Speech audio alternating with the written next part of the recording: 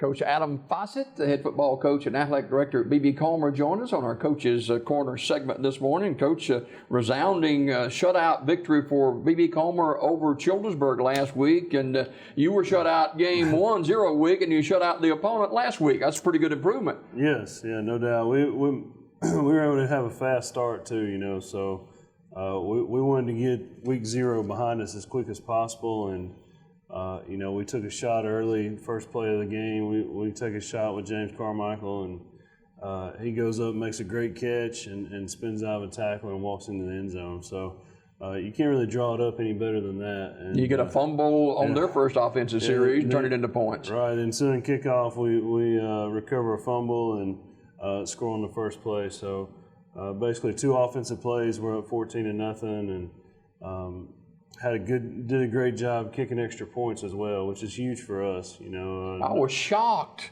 I know you told me about the kid walking up and saying, "Hey, you want to kick?" But that's the first time in years I remember kicking 2 straight extra points in a game. Sometimes we didn't do it in a season. Right, no doubt. And you know, we even lined up and tried to kick a field goal there early in the first quarter, and I felt confident sending him out there. You know, he pulled it left a little bit, but it had plenty of distance. And, you know, he's going to figure out, the more reps he gets, the more practice he gets, he's going to figure out the angles of being on the hash. And got a couple of miscues on snaps on extra points as well. Yeah, had a couple of miscues on snaps. You know, Devontae, once he went out of the game, he's our number 1 holder, you know, has very sure hands. So when he went out, we had to get some Devin to hold, and Devin wasn't as confident about it as Devontae is. So that kind of messed it up a little bit. But we were able to put up a lot of points and not give up points and move on and get a big win. Well, you led big at halftime. You get a touchdown in the second half. Obviously able to play some players that you wanted to play and take a look at. Yes, yeah, we got to play a lot of our young guys and kind of see where they are in game speed and what we have to work on with them. So our JV schedule starts next week, and those young guys get the benefit of being able to play in a game. And you want to reward those guys as much as possible. They've been out there as long as your varsity starters have. So I keep telling them the games are coming, you know, and one of them asked me this week, like, when are we going to play? I said, you play next week. You know, like, it's here. So they're they're looking forward to that, and we get an opportunity for those guys to play in a game with other kids at the same kind of level athletically and age-wise. So looking forward to having an opportunity for them to play. Yeah, Carmichael, who has been a starting quarterback for you for a couple of years and one of your senior leaders, he went down early with an injury. Yeah, he got a little banged up and banged up his ankle a little bit, and you know, it wasn't a situation. It was a situation where you just don't want to test it. You know, you don't want to push it any further than you have to. He rested the rest of the night and got some ice, and I thought Devin came in and did a great job for us.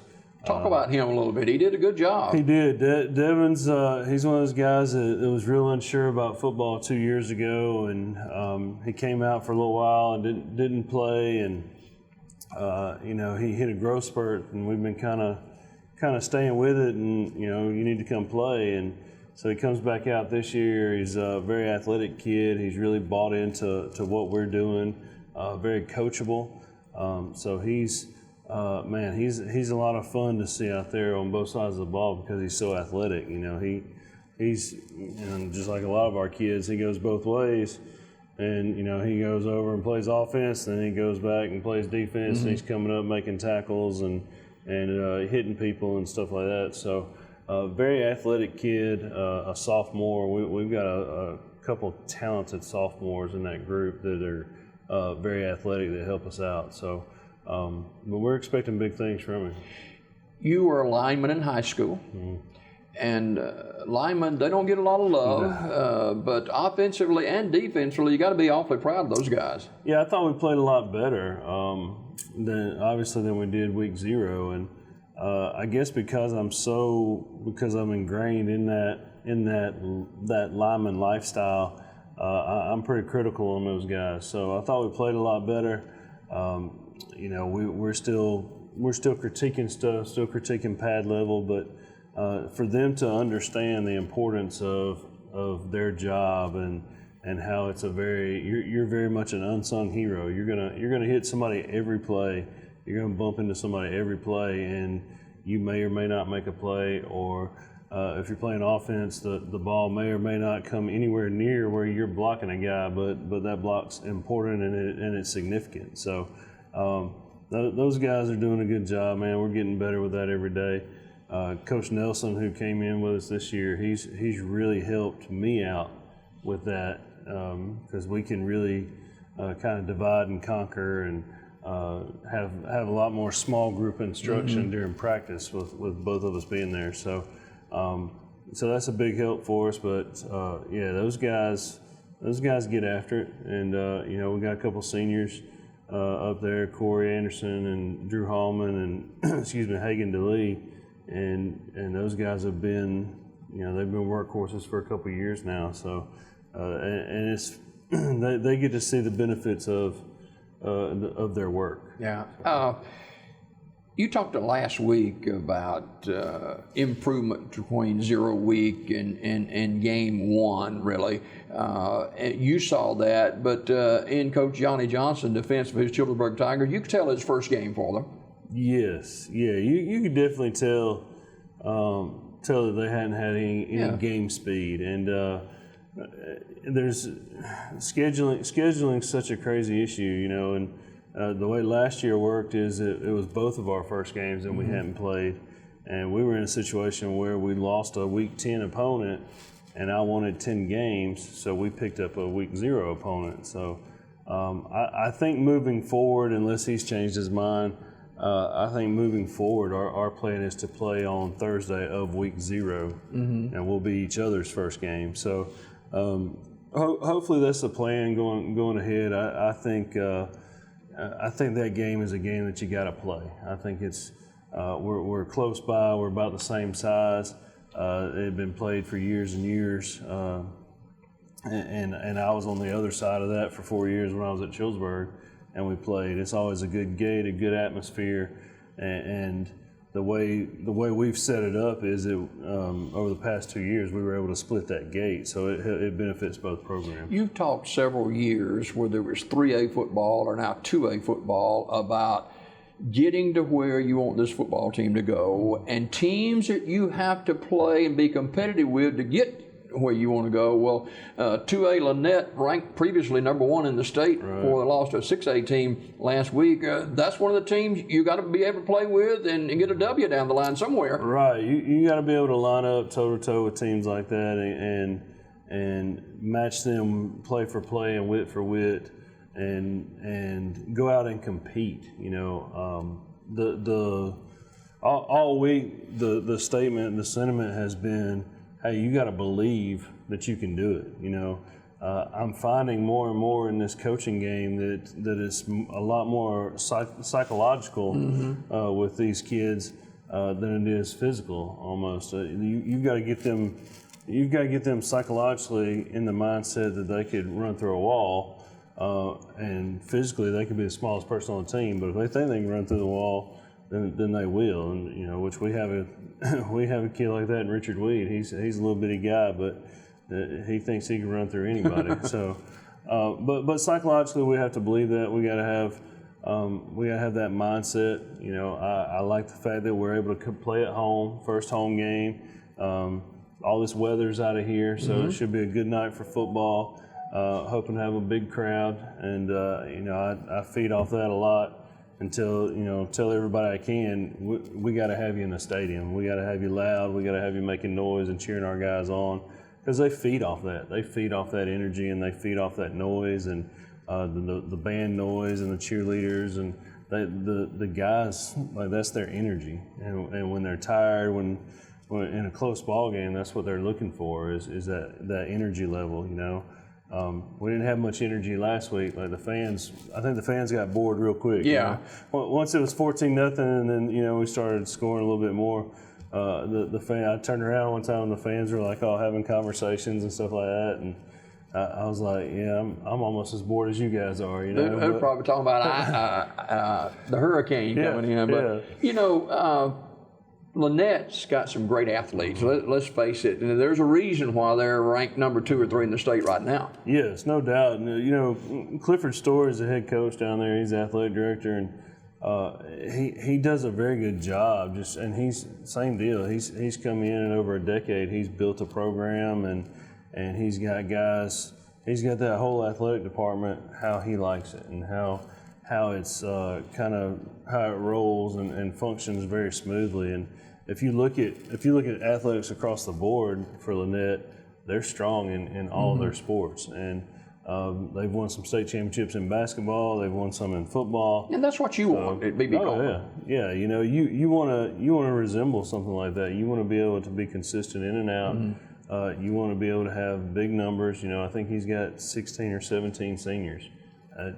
We talk about our class of 10 seniors and how that's a big for 2A. He's got 17 seniors. That's huge for a 2A school. What concerns you about the offense for Lannett? Offensively, they work well in space, and they do a good job. You know, they'll throw the ball.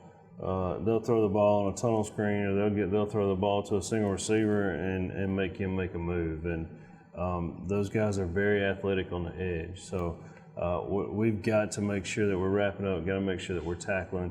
You know, last year was a slow start for us all together.